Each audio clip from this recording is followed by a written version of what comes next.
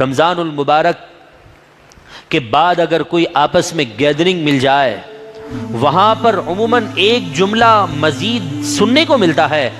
کہ یہ رمضان اچھا نہیں گزرا ہے۔ یقیناً اس کا مطلب یہ نہیں ہے کہ میں اللہ تبارک و تعالیٰ کی عبادت کا صحیح طور پر حق نہ ادا کر سکا، میں نے اللہ تبارک و تعالیٰ کی رضا والے کام صحیح طور پر نہ کر سکا۔ نہیں، اس کا مطلب یہ ہوتا ہے کہ میں صحیح طور پر اچھی ڈشز نہ کھا سکا، مجھے افطار پارٹی کی دعوت نہیں آئی، 30 دن جو ہے میں نے ایک ہی چیز پر گزارا کیا ہے، یا پھر شاپنگ صحیح طور پر نہ کر سکا۔ رمضان صحیح نہ گزرے کا مطلب یہ ہوتا ہے کاش وہ لوگ بھی تھے کہ جو پورا دن عبادت کرتے، پوری رات ایک سجدے میں ہوتے، ان کے پورے رمضان کے مہینے گزر جاتے، لیکن پھر بھی وہ اللہ کی بارگاہ میں یہی عرض کرتے، مولا ہمیں معاف کر دے کہ ہم نے تیری عبادت کا حق ادا نہیں کیا ہے۔ اگر آج ہم رمضان المبارک کی قدردان بن جائیں تو یقیناً ہمارے لیے خوش بختیاں بہت قریب ہو جائیں گی۔ رمضان المبارک کی راتوں میں اور خصوصاً رمضان کے مہینے میں معاشرے میں پائے جانے والی برائیاں ہیں،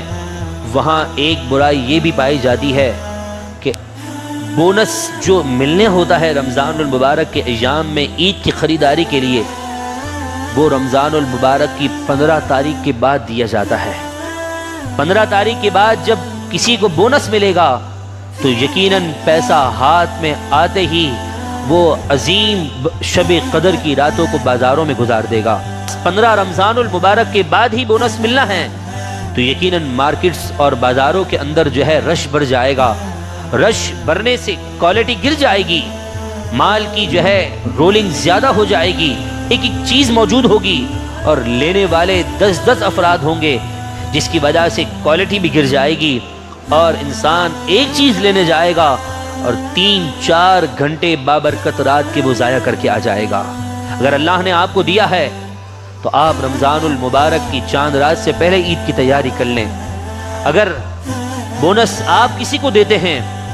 تو بس میرا آپ سے یہی مشورہ ہے، جو اداروں کے اندر اپنے ماتحت لوگوں کو بونس دیتے ہیں تو وہ رمضان سے پہلے دے دیں، تاکہ ان کے ہاتھ میں جب پیسہ آ جائے گا تو وہ رمضان سے پہلے اپنے گھر والوں کی عید کی تیاریاں کر لیں گے اور اپنے گھروں میں وہ سارے سامان مہیا کر دیں گے جو عید کے دن انہیں کام آنے والے ہیں۔ لیکن اس کے باوجود بھی ہم اگر چاہیں اپنے ٹائم کو مینیج کرنے کی تو یقیناً رمضان المبارک کی